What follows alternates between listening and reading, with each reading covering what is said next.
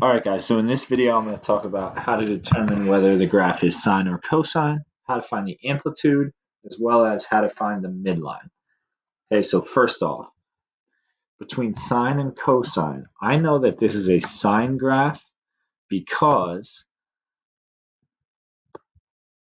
the starting point. Okay, so when I say starting point, I mean the y-intercept, or the point on this y-axis here, or when x equals 0. Is the graph at a max? Is it at a min? Or is it at a midline? Clearly, this one here is at a midline, which tells me that it's a sine graph. Okay, so first off, I know that I have some equation y equals a sine bx minus c plus d, right? We know that's our basic equation for sine or cos with a, b, c, and d. Now, we haven't done any with phase shift, which is caused by c, so I'm going to take that out of there. We need to figure out a, b, and d. Okay, so first, amplitude.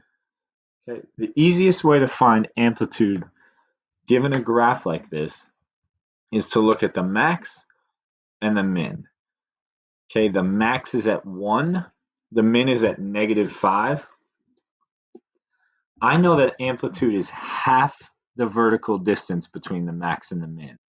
Okay, so if my max is 1, min is -5, that's 6 units from max to min. The amplitude is always half of that, so my amplitude is 3.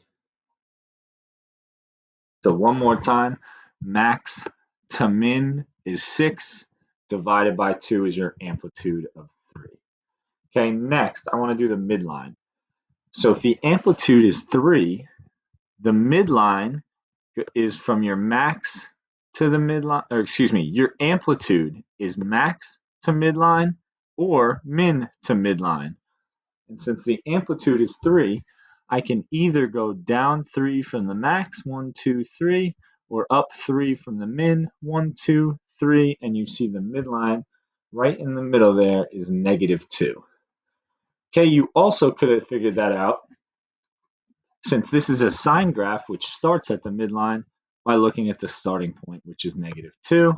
So that is D. Okay, and in the next video, I'll talk about finding the period, which is B.